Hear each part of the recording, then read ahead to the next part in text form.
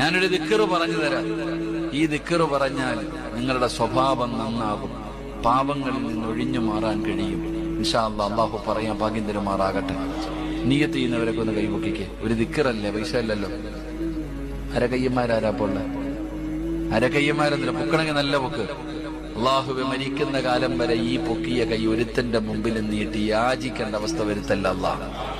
ഈ ഉയർത്തിയ കൈ കൊണ്ട് നാളെ നന്മതിന്മ എഴുതിയ കിതാബ് വലത് കൈ കൊണ്ട് വാങ്ങാൻ ഭാഗ്യം തരണേ അല്ലാഹ്.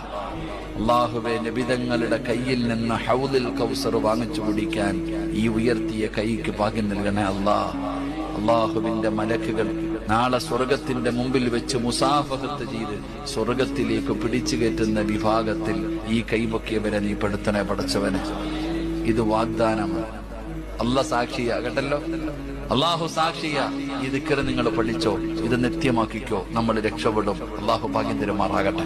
അല്ലാഹു ഹാളിരി അല്ലാഹു നാളിരി അല്ലാഹു ഷാഹിദി അല്ലാഹു മഈ.